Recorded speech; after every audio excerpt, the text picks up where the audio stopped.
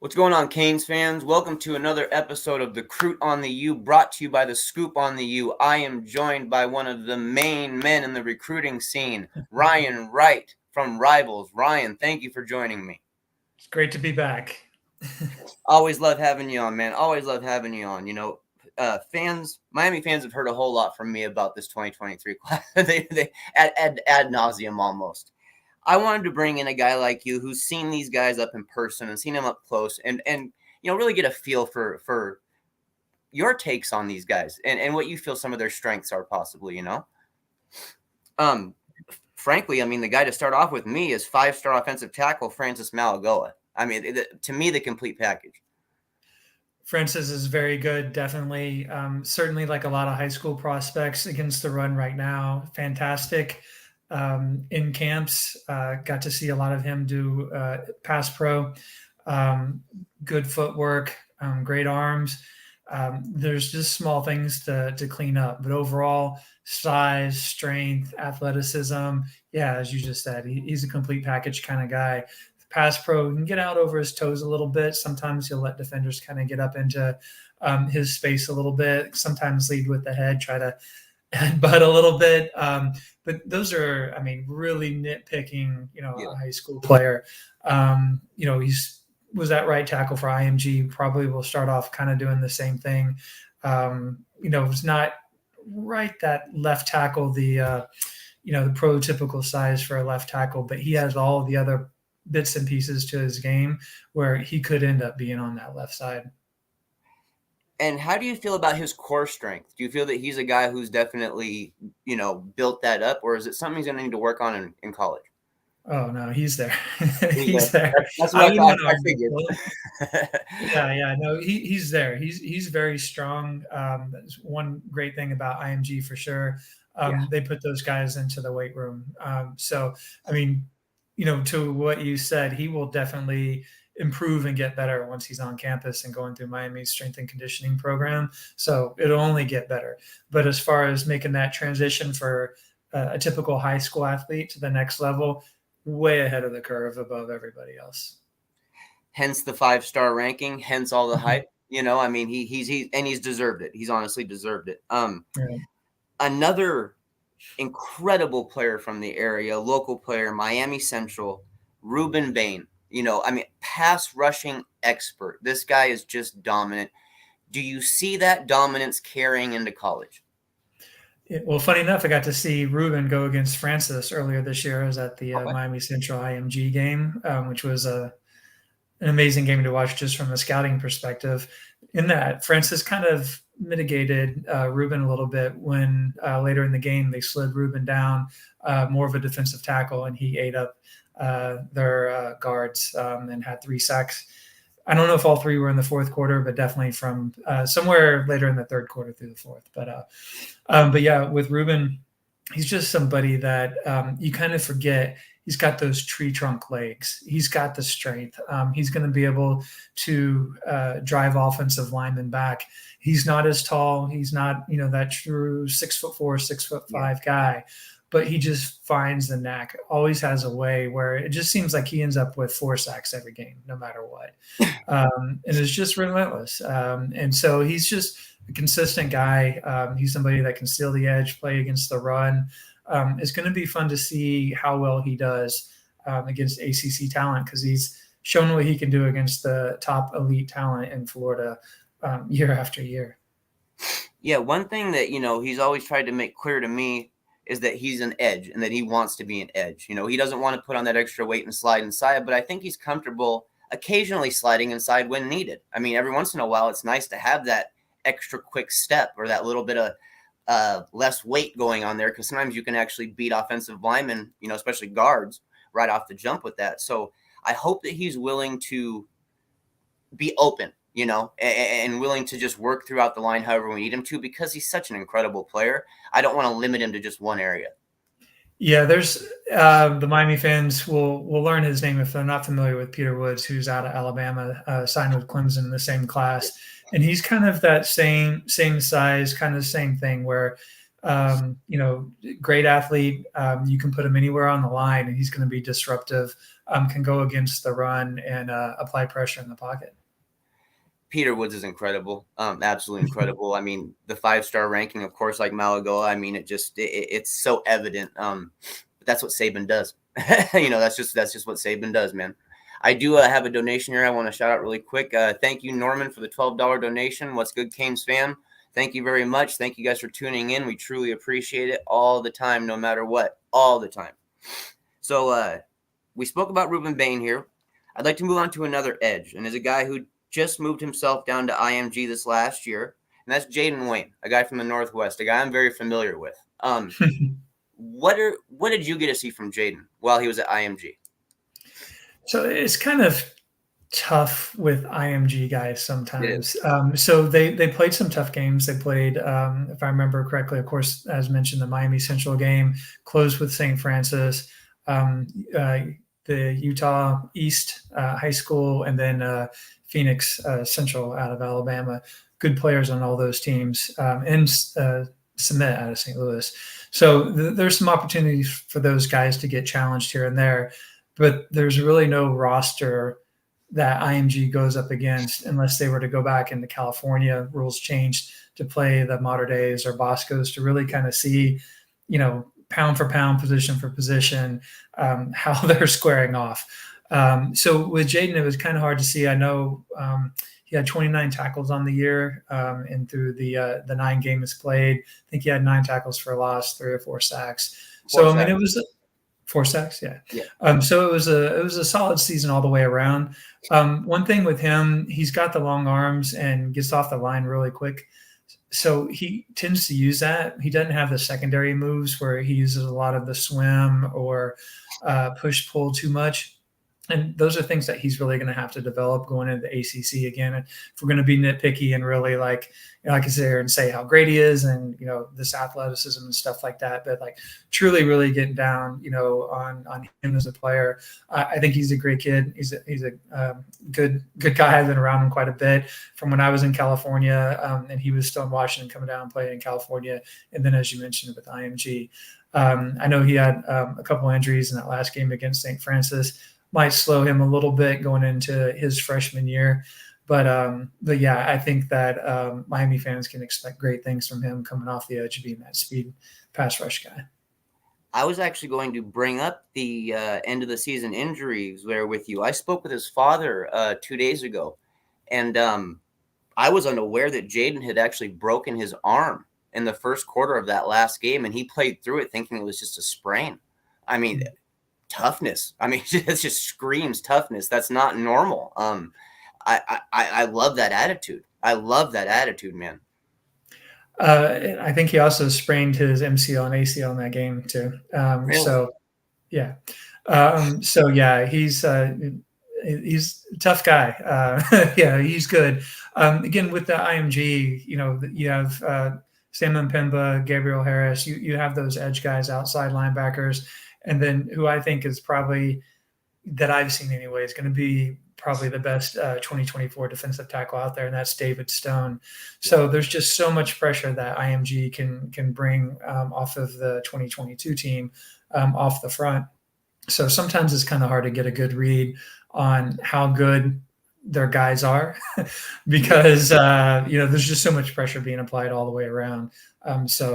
It's a little bit different seeing like somebody like Ruben Bain really get after it, where it may be a little bit more evenly matched going up against offensive tackles, and they can't just have their way with the team. So they really have to compete for 4 quarters. I'm kind of curious, you got a guy like Jaden Wayne, right? And he's a 5-star from the Northwest playing in Tacoma at Lincoln High School. What's the benefit for him already being a 5-star to move himself down to IMG for his senior year?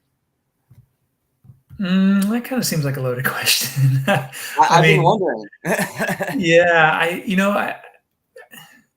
I can't speak to what the day in, day out life, as a high school player there for him. I don't know the setup of the high school.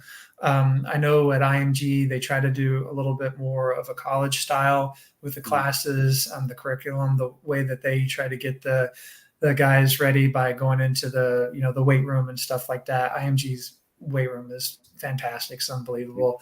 All the stuff that they bring with that, with after game, after practice care, treatment, stuff like that, that's at a collegiate level. So that might be something that really would be of benefit to any player, is to go into IMG and not maybe have your eyes so wide when you go to college and you step foot. But a lot of these guys have been, obviously on visits, and they've seen the facilities, and they get kind of that sense of what it is. But at IMG, you're living that day to day, going through the practices. So that would be of benefit. Outside of that, again, with the strength and conditioning program, probably trying to get the kids on a meal program, that sort of thing, that might be different from what he was experiencing at Tacoma, but I couldn't say, I don't want to shed any bad shade on, what he was experiencing there. Those are probably some of the differences, I might guess. So instead of just going there merely just to raise the level of competition, also to get more familiar of what college life might be like. Is that what I'm getting? Yeah. I mean, I don't know if he was challenged in any other different way. I mean, one could just say, going up against Francis every day. Yeah. Going up against Francis in practice, you're definitely getting a taste, probably more times than not, of what it's going to be like in college. So, how hard they always go up against each other in practice in those reps and stuff like that. That could be debated, but yeah, definitely seeing somebody like Francis every day is going to push any defensive end. But yeah, so the rest of it, I mean, I don't know what he was going up against in Washington. If there's that feel or that sense of urgency, knowing that you have to dominate games for them to win games, that can bring out a different competitive side. I'm not saying he didn't have that at IMG, but there's definitely less pressure, again, with that defensive front and the linebackers that they have in the secondary and stuff like that, where, you can get coverage sacks with the guys they had at the secondary at IMG. Whereas at Tacoma, he may have, felt that like, I have to get there in 2.5 seconds or, this team's going to score. So again, at IMG, there may not have been that sense of urgency snap after snap. What I noticed with him before I moved to IMG is Lincoln High School in Tacoma was starting to use him on the offensive side of the ball too, at tight end. And I think that just trying to maximize the amount of talent they could get out of the guy, basically, I mean, he's superior athlete, superior size, elite length. Why not use him at both sides of the ball, especially in high school? So I could see why moving to IMG would be beneficial for him, to where he could focus more on the edge and not have to worry about the offensive stuff anymore. I can see that. Yeah, there is a good and a bad to that. It definitely, builds character and gets your leadership skills up in different ways. But there is something, I mean, I don't know how seriously he would have taken tight end, but to your point, you have to learn the plays. You have to get the steps down, stuff like that. More opportunity to get hurt too. Yeah, there is something to be able to focus on one position. On that same team, Sam and Pemba, obviously not going to Miami, but I think he benefited his senior year by being able to focus on one position instead of playing tight end and defensive end, outside linebacker, like what he was doing for IMG during his junior year.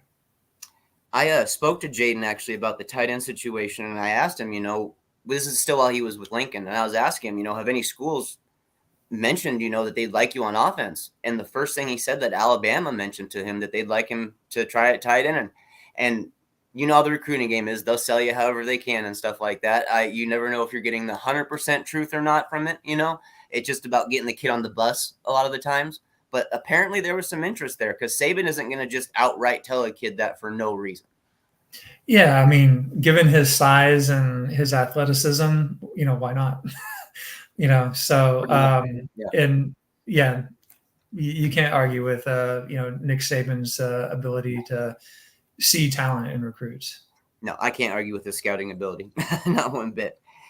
Moving on here, I'd like to move on to a wide receiver who I feel is going to be a vital part of this offense going forward. It's out of Miami Edison, wide receiver Nathaniel Joseph. I consider him a yards after catch machine. What do you see with him? Ray is all about speed. He's one of those guys where you cannot make a mistake as a defender. He will make you look silly, and it goes back to what you just said about the yards after catch. yards after contact. He's got great balance, great explosion. One of the things I got to see of him almost a year ago, Battle of Miami. Funny enough, the South Florida Express was taking on Dante Moore's team, Midwest Boom, and he was marching them down the field playing running back. and they were playing on bad conditions. It had rained. It was a muddy field. And he was just so explosive. Again, the balance and stuff like that. And he's not that big. What's that? And he's not that big. No, but I mean, he's just so explosive, and he just like the athleticism that he has, where he can turn it on, is just amazing. You put on his highlight films, and it's the same stuff. If it's a bubble screen or whatever the case may be, he can make one guy miss, and from anywhere on the field, take it to the house. So he has that closing speed. He's got that speed and space. Can make great cuts. I mean, he's just somebody. Just imagine him as an inside receiver, dragging Nichols or whoever across the field that won't be able to keep up with him. He's just a mismatch nightmare for sure. How do you feel about his route running skills? Because I noticed some of them are pretty sharp. Yeah, I mean, that's something you never know how they're being coached. And then also I couldn't sit here and tell you, all the different routes he'll be asked to run at Miami. Yeah. So, all that will get worked out in due time. My thing when I look at for scouting purposes, if you're just seeing somebody continue to run a fly pattern or seam or post or whatever straight downfield, you're not really running a lot of routes. But I mean, if you're seeing guys run the intermediate, slants, outs and hitches, stuff like that, getting that back shoulder fade and different things, corner end zone shots where, there's footwork involved, staying in bounds, that sort of thing, then that to me is really something else. Because if you have the speed, anybody can run a fly pattern and beat somebody deep downfield, right? But yeah, I think with him is going to be that if they're asking him to find the holes in the defense, I think he'll be able to do that. Again, running a drag or slant, whatever the case may be, he's definitely going to be able to do that. And again, he's got the speed where he's going to force safeties to take notice. He's going to occupy at different times, especially on a vertical route, two defenders, and it's going to open up everything below him for running backs and for other receivers, tight ends, what have you. Do you think that in college, I mean, it's always tough to say, but with his size and his speed, instead of using him as just a yards after contact, yards after catch guy, do you think he can be a deep threat in the NCAA? With his speed, yeah, but I think what you want to try to do, because I don't know what his track times are and stuff like that, but with somebody like that, again, where he can make somebody miss, on a cut or a look or moving his hips one way or whatever. Yeah. You just want to try to create one-on-one matchups. And again, just get the ball into his hands so he can do what he does best. And that's going to be kind of the thing, again, depending on the offense, where if you can clear out on one side and bring him underneath, or just have him one-on-one. And if you have two receivers, him being one of the two, if you have pairs, and take the other one onto the other side, take the safety with him, and then he's one-on-one with corners and stuff like that. Those are the ways you want to maximize his athleticism and ability. Well, I know as soon as he gets used to the college game, one-on-one, I feel bad for any cornerback. I really do. Yeah, definitely. He's gonna burn him. Yeah. Moving on here, and there's two guys I want to talk about the same position here because it has been an absolute nightmare and a struggle at Miami to watch the linebacker position. It just has. There's a guy who I believe personally is actually two of them here we'll talk about. I believe are both special players with some special upside that aren't fully recognized for it yet. Raul Aguirre is where I want to start with, from Whitewater High School in Georgia. Offers from Bama, Florida, Ohio State, Texas, Georgia, Oregon, Tennessee, etc. He was clearly a national recruit. Very excited about having him on the roster as a sideline to sideline type of guy. What kind of a linebacker do you see in Raul Aguirre? I like Popo a lot. I agree. He was a national recruit. I think if I remember correctly, he was close to 100 tackles, was averaging about over 10 tackles a game. He reads really well. I think he's somebody that actually could be more aggressive. If you go back and watch his film, the best that I remember, I mean, he's at the line of scrimmage waiting, and some of those could be more tackles for losses where he gets a little bit more aggressive and gets those guys. But that's when you're that good, then you can start being nitpicky that he could be even better, if that makes sense. But yeah, he reads plays really well. I think he could be more aggressive. He's got good speed. He showed some ability to cover one-on-one, so he could be effectively, an every down linebacker. I think he also played some running back to kind of show off that athleticism. So yeah, I like Popo a lot. Been around him. He's a good kid as well. I think Miami's getting a very talented linebacker there. Yeah, I remember I spoke with him when he first got his offer from Diaz, and of course he was excited about the cultural background and all that stuff. And I'm glad that was able to carry over with Cristobal on this new staff. He feels very comfortable at Miami, from what I understand. And like you said, I'm just excited to see this guy on the field. It's going to be a year or two, but I'm excited. And if he's like Wesley Bassant, maybe we see him even earlier. Who knows? Yeah, another Miami Central guy. Yep. The other linebacker I want to talk about is a guy who I feel finally got some recognition that he deserved, but he was a 3-star far too long, from Miami Palmetto, Robbie Washington's brother. Robbie Washington showed me a clip of him and Bobby racing on the street in front of their house. They're having a family argument who was faster, So Dad pulled out the camera, and Bobby and Robbie were neck and neck at the end of the race. That's the kind of explosive athlete and speed we're talking about at linebacker for Bobby. What have you seen from him? I see electricity when I see him play.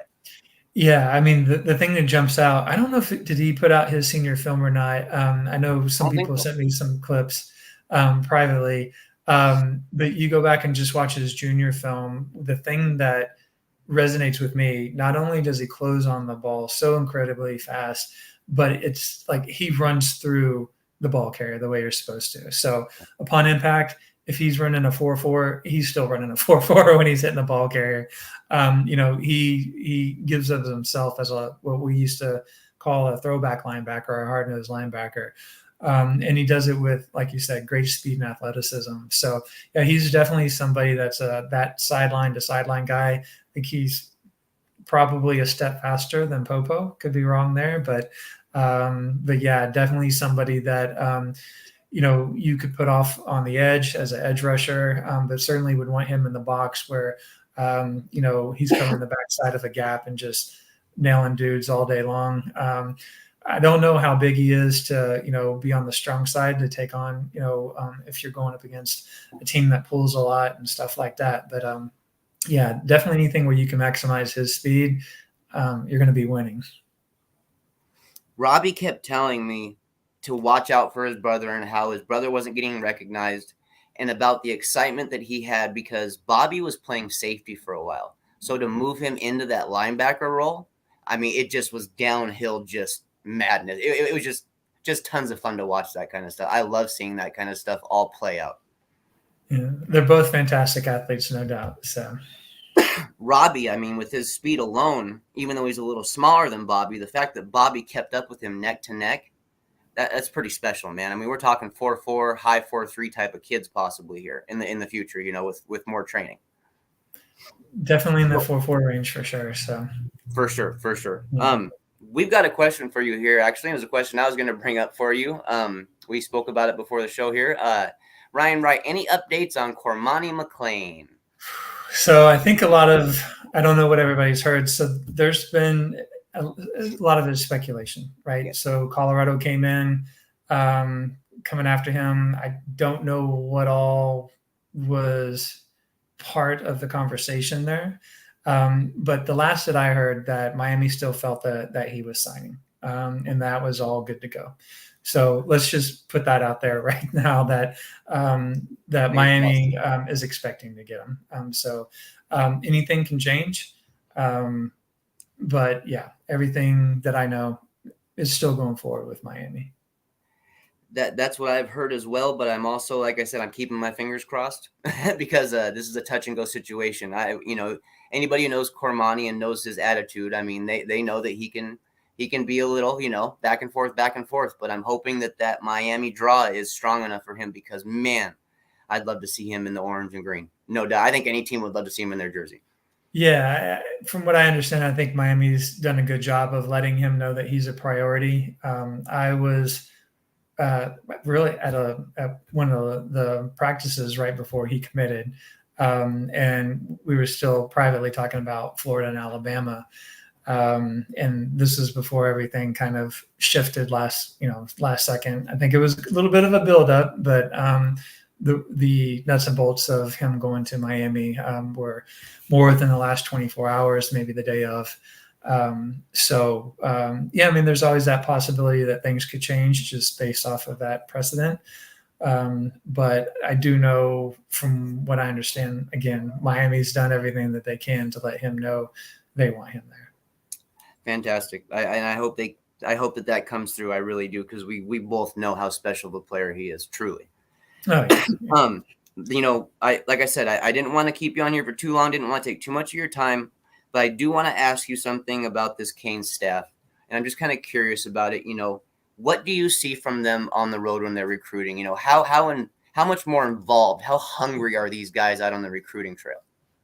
And they closed really strong. So, I mean, I'm sure my fans would love to hear me talk about Florida and maybe how sad some Gator fans are. I was around Mark Fletcher. I was at the state championship games and stuff like that. From what I can recollect from the interview that I did with him, he said it was a coin toss between Florida and Miami. Wow. Took the official visit, and Miami closed the deal on him. And he is a very special player. He's that strong big back, get down, third down plays, goal line. He's the guy that, can move the chains, keep drives alive. And he's somebody that can, rip off 25 yards in a hurry as well. So, but yeah, I mean, it was, again, there's with Sampson, another guy, Oklahoma, that was going to go to Florida. And they closed on him, in a strong way. So there's a lot there that this staff can be proud about. They certainly set a strong foundation. I think one of the big things that you look at the 2022 class, Georgia did so well in the state of Florida. Then Ohio State got a big jump on some of the top guys in Florida with Carnell Tate, Brandon Ennis, guys like that. So now that, Florida State's doing, well with recruiting, Florida is doing a lot better, and then Miami is doing even better, right? So you kind of tier it that way. Between those three schools, UCF had a good showing now that they're going into the Big 12. So I think there's going to be more in-state competition to keep those guys there. It's going to keep other teams, some teams, not all, but it's going to keep some of these other teams out.